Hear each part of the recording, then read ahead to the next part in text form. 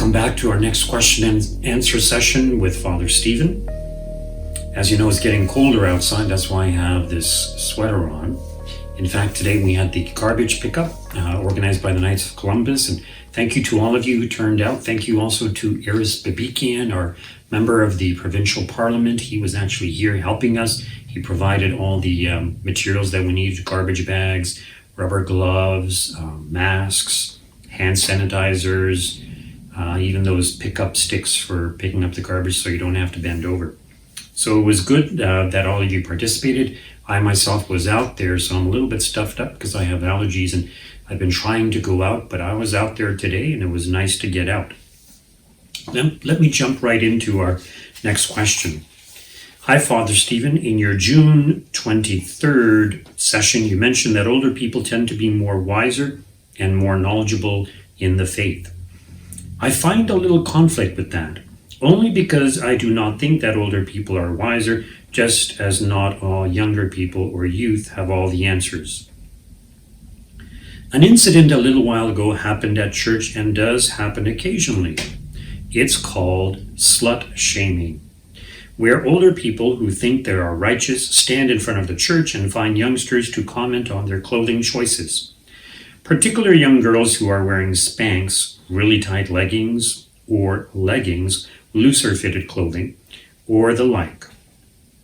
Slut shaming also is done by these individuals for girls and women who wear pants, dress pants, that are made for women. On multiple occasions, an elderly lady slut shamed another woman who hadn't been to Mass in weeks for wearing pants, calling her an abomination. Yet they do not slut shame boys or men who wear shorts or pants to their knees, sneakers to serve at the altar, etc. These men and women who stand in front of the church at my parish tend to do that a lot. Now that we are in a pandemic, they are not outside, but I am sure when things go back to normal, the slut shaming of women and young girls will continue. How should young girls and women respond to such people who believe that slut shaming women is good, as it's educating the ignorant? I agree that women should not wear Spanx or leggings or sheer tops that see that undergarment to church especially. I also agree with men and women of the Catholic Church who slut shames women. I also disagree with men and women of the Catholic Church who slut shames women. Boys and men should dress appropriately to church. Altar servers should not wear shorts and gym or basketball, etc. clothing to serve at Mass. Thank you for your responses to the question and answer sessions. They have been very thought-provoking. So, thank you so much for that question. It is a rather lengthy question. There's a lot of material there. Note that this person is not from St. Aidan's, and that's perfectly fine. So other people might be watching these videos from other parishes, and they are welcome to write in their questions also. So it is true that with age, we tend to get wiser. Does that mean that every old person will be wise? Not necessarily. And also, even though we get wiser, it doesn't mean that we stop having a fallen human nature. It doesn't mean that we stop having certain bad traits or bad dispositions.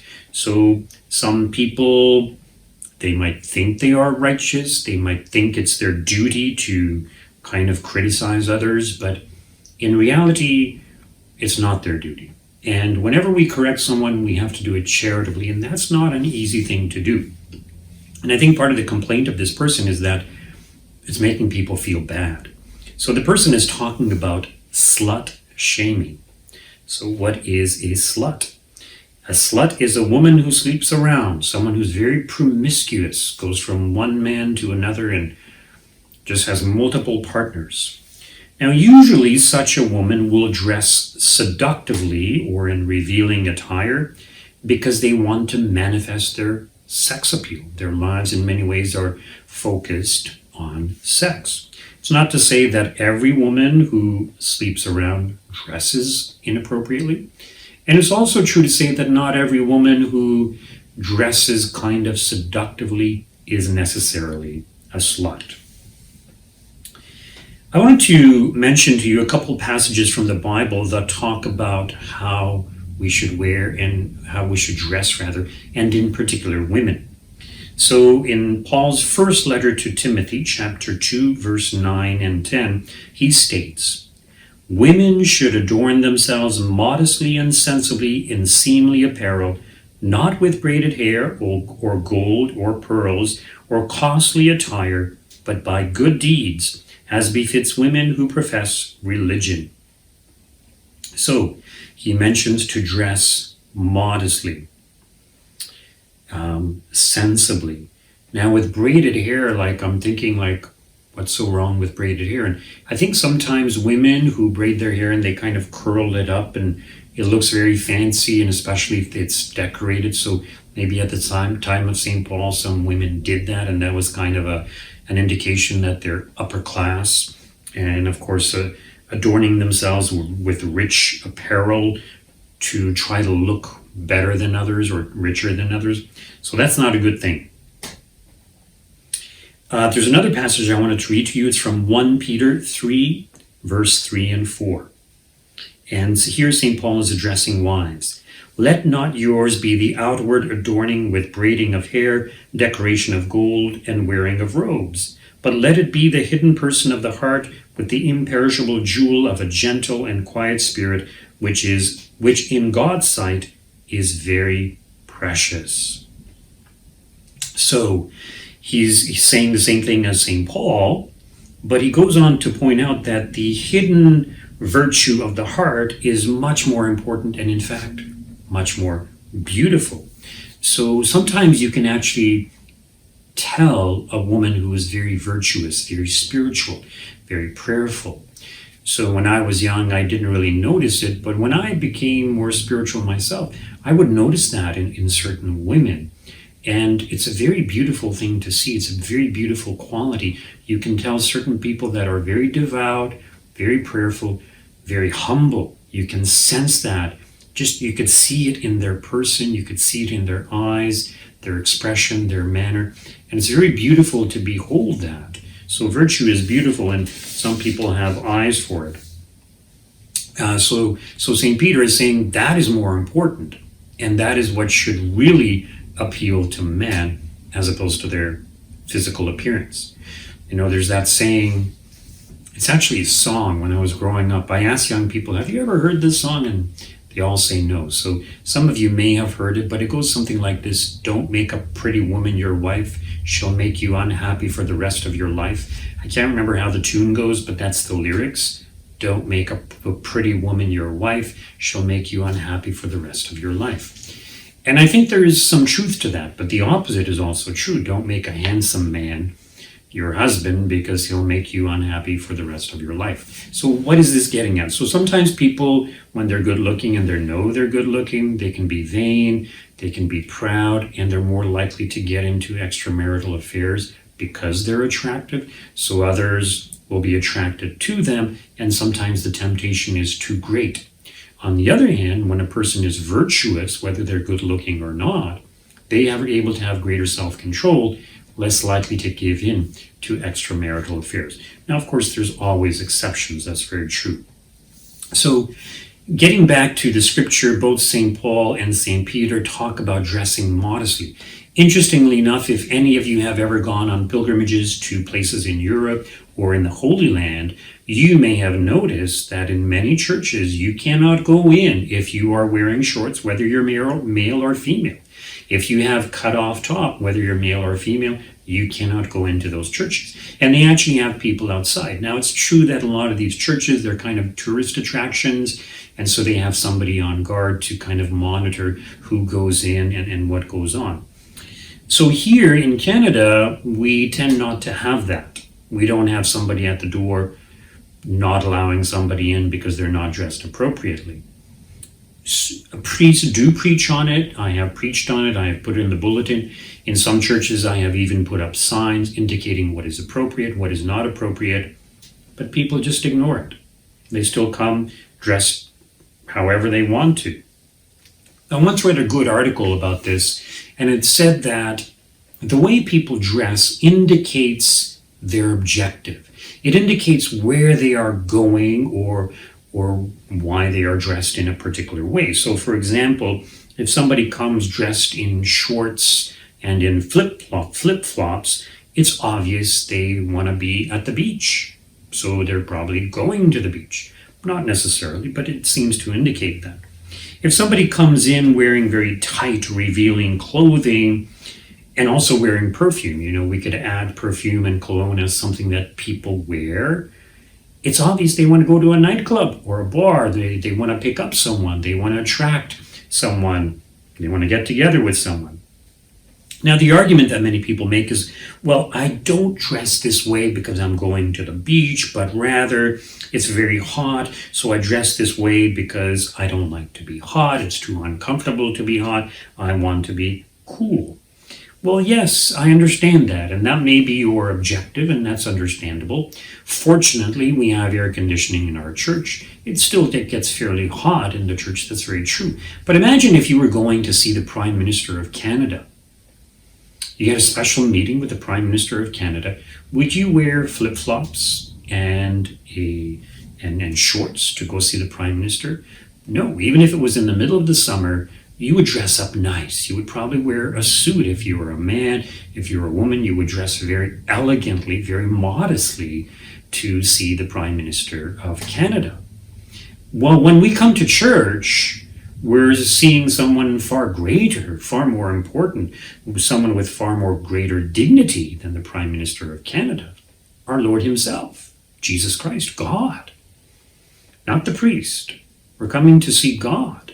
And if we understand this, we would make the effort to dress appropriately. But you see, the problem is that a lot of people, they equate going to the mall or to a movie theater or even to the beach with going to the Mass. Going to Mass or going to church. It's kind of like, oh, well, I'll just tick it off and I'll do this other thing too. In other words, what is their objective? Their objective is, I want to stay cool the whole day, so I'm going to wear shorts and flip-flops. Or maybe they're planning to go somewhere like the beach and they say, well, I got to go to Mass first. I'll tick that off and then I'll go to the beach. So I'm already dressed for the beach and I'll just, go to Mass also. So our objective, our number one priority is the Mass. Going to the beach or going to the mall is something secondary, something that can wait, and something that, if we want to change after Mass, well, that's fine. But traditionally, people would wear their Sunday best. So in other words, people have lost sight of the sacredness of the church. They have lost sight of the sacredness of the Mass. They have lost sight of the sacredness of the Eucharist. Consider the priest. Why does the priest dress up in all those vestments? Why am I wearing a cassock on top of my clothes, and on top of that I put so many different layers of garments? Is it because I like being hot? No, it's because it's a requirement, because it reminds me that Mass is something special. And it's intended to remind everyone that Mass is something special. So it's not just the priest who should dress up for Mass. It's everyone who should dress up for Mass. And if you made the effort to do that, it would reiterate to yourself that yes, the Mass is something sacred, something holy. Now, I admit that part of the problem comes also from the hierarchy of the church. In other words, we've started building churches that look like Pizza Huts. We've removed the beautiful artwork, the beautiful statues, and we've replaced them with grade 2 art. Even some of the vestments are, they're just burlap and they have a fish and some grapes and a loaf of bread on it. In other words, it's nothing special. So if we've degraded or kind of made very common the things of the Mass, it's not surprising that people think it's no different than going to the mall. But the Mass is something extraordinary. And that's why traditionally they would use the best works of art, the best artists, beautiful stained glass windows, beautiful paintings, beautiful works of art, beautiful frontals and hand embroidered and very elaborate decorations in churches. In other words, it was glorious, it was beautiful, it was breathtaking. And yes, we've lost a lot of that. It's very unfortunate. But that's no excuse, especially for those of us who understand what the Mass is all about. So traditionally, people did put on their Sunday best when they came to Mass. And it's not that they tried to compete to see who could dress better or who looked better or who had the fancier dress. No, people dressed modestly. But they put on something that was considered their Sunday best. And it was clear that they weren't trying to show off. They were just dressed modestly. So for men, usually a suit, maybe in the summertime when it's very hot, just a shirt and tie. For women, often a dress, nice top or slacks. And it's not that uncommon, even in some of the Protestant churches now, where men and women will dress up like that. They don't have the Eucharist. They don't have the real presence in their churches, and yet they make the effort to dress up nice. Last summer, I visited, not this past summer, but the year before, 2019, I visited a priest friend of mine in the United States, and he's in a traditional parish where they have the traditional Latin Rite Mass. And because they have the traditional Latin Rite Mass, they're a little bit more strict in enforcing things, such as how people dress. And they have a congregation that is growing. So at the time they were considering adding another Mass. Another is very crowded in the church, and it was extremely hot when I was there, extremely hot and humid. But people dressed up. Men wore suits, even those who didn't have a jacket on had a shirt and tie on, and women, including young girls, had dresses, and they were also veiled. The women were veiled. And that was the tradition of the church. And in fact, there's a scriptural reference to the veiling of women when they come to church, and that's from St. Paul. I believe it's in the first letter of Paul's letter to the Corinthians, chapter 11. However, in 1976, there was a document issued by the Vatican that said that St. Paul was just referring to a local custom as to having women veil their heads. So it wasn't really a directive from God. It wasn't absolutely necessary for women to cover their heads when they are in church. And so after that, most women stopped doing it. Even today, some women do it, and you will notice them at church. And most of them look very elegant, not just because they're veiled, but they dress in a way that matches their veil.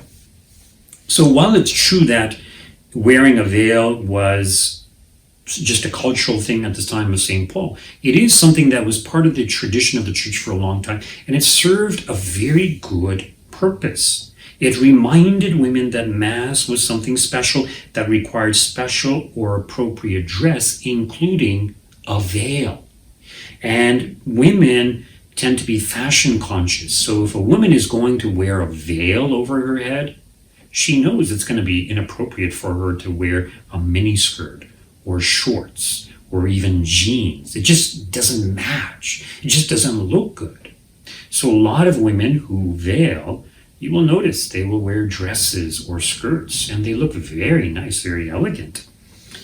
The other thing about veiling, a lot of women have said it helps them to focus during Mass. Why? Because the veil kind of comes here and it kind of blocks their ability to turn around, to be distracted. Oh, she's wearing that. Or no, they focus on the Mass.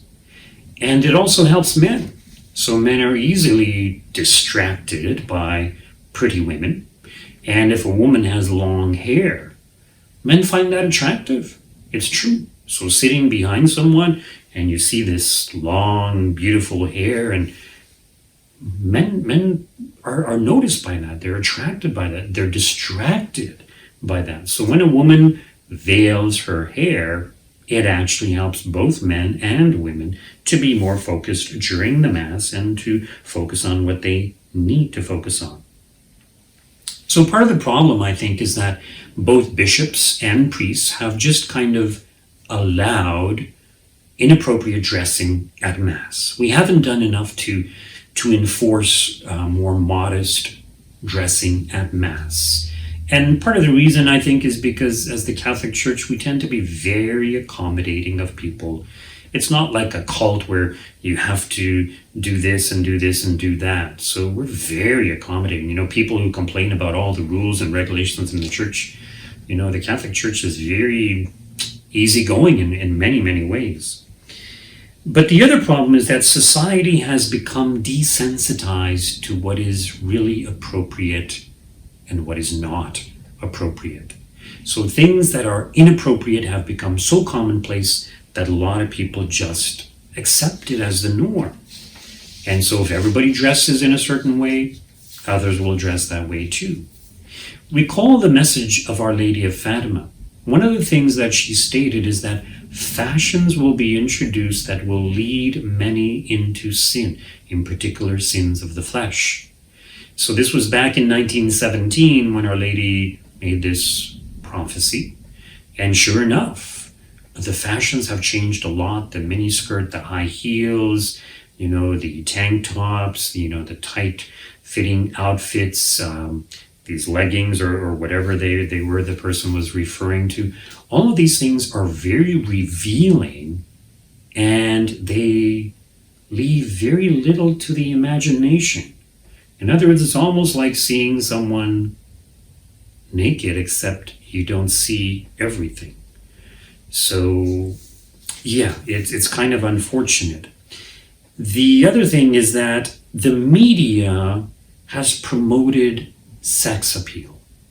They present women who are sexy and good looking, and so women think they need to be that way. So it kind of inclines them to sex, to be sexually active or sexually inclined also. So the media is extremely influential. And a lot of women think it's okay to dress provocatively, to dress immodestly. It's become the norm. It's become kind of acceptable. And not only women, but even young girls. I remember many years ago, I saw kind of a beauty pageant. It was a friend who had a daughter who was involved in a beauty pageant, but the daughter was only like 5 or 6 years old. And they had them wearing makeup and dresses and looking kind of sexy. And I thought, this is very, very inappropriate. But the parent thought there was nothing wrong with it, that it was cute. It's inappropriate. Recently, some of you may have read about the controversial movie put out by Netflix or available on Netflix called Cuties. So it's a French movie, coming of age for young girls or something. But they depict 11-year-old girls in very sexualized, provocative ways. And some people have spoken out against this, not just people in the church, not just religious-minded people, but even celebrities. And they're saying it's kind of like soft porn. And this is 11-year-old girls. But what's really interesting is that some other notable individuals in society are saying there's nothing wrong with it. So you're getting differences of opinion, and this just goes to show that what's happening in society is we are slowly becoming more and more desensitized to what is appropriate and what is not. In other words, we are becoming more accepting of what is not appropriate. So some people are very outraged by this film, and there's a petition actually out there to get this movie removed because those people who prey on young children, they're going to love this movie. It's going to inspire them to kind of, pursue their desires for young girls. But the other problem is it's going to teach young girls that it's okay to act that way, that it's okay to dance a certain way, or to grab your crotch or things like that are in this movie. Those people who have seen the movie, they say, do not watch it because the imagery is very bad and it will stick in your mind and it could cause you to be tempted. So don't even watch it. So getting back to the person's question, how should young girls and women respond to individuals who are actively engaged in slut shaming, especially when they are coming to church? Well, I would respond, well, if you as an individual are dressed properly, you won't be slut shamed. Nobody will say anything regarding how you are dressed. If you are dressed in slacks and in a shirt and it's appropriate and there's nothing wrong with it and you're still criticized for that, in other words, the person thinks, oh, you're a woman, you should be wearing a dress and not slacks, then just ignore the person. You can't argue with people who think they're so righteous and so right. So just ignore them. And yes, I agree, it's not only women who should dress appropriately when they come to church, but also men. So men who have low-cut tops and showing their hairy chests and their gold chains, or wearing shorts and showing off their hairy legs, like, it's very, very inappropriate. And in fact, this is also one of the reasons why in many churches, lectors, Eucharistic ministers wear a gown, so that people aren't looking, oh, well, look what he's wearing today.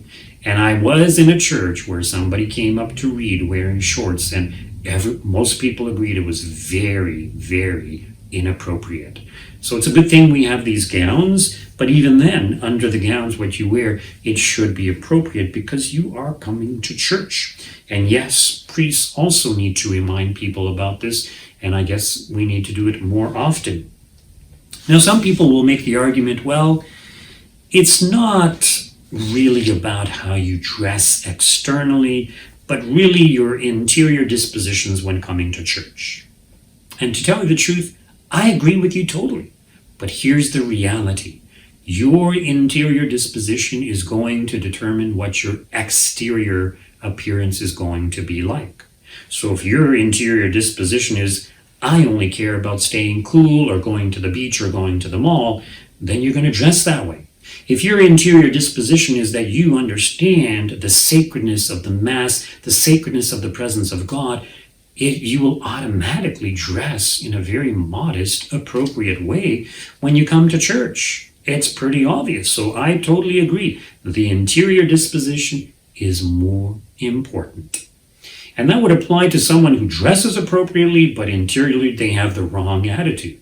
It's not going to benefit them. So yes, we do need to have the right interior attitude. That is the most important thing. But the two do go together, at least when we have the right intention. So, I think that was a great question, and I'm sorry to hear that this is happening in your parish, and it is very unfortunate. The other thing that you could do is pray for that person who is criticizing others. As I mentioned before in regards to bullying, often these people, they're very insecure themselves. When they can put others down or criticize others, they feel kind of exalted, they feel better. It's kind of like they're thinking, oh, at least I'm not like that in this regard. But they have neglected the weightier matters of the law. In other words, charity. So correcting others is a good thing. Ideally, it should be left to the priest. They can complain to the priest. If they really want to correct somebody's how they're dressing, do it extremely charitably. Befriend the person and praise them when they dress well. Don't just criticize them when they dress inappropriately. I remember, a couple of young girls came to Mass in my former parish, and they were dressed inappropriately, I admit, but somebody really criticized them, and they were so ashamed afterwards they couldn't even look at me. But it was their first time at Mass. They weren't even Christians, they weren't even Catholics. So it would have been nice to explain to them, coming to Mass is something sacred. Next time you come, try to dress more appropriately. But that didn't happen. So there's a right way to do things and a wrong way. Let us pray that we correct others with true charity and generosity. Thank you so much for watching. See you next time. God bless you all.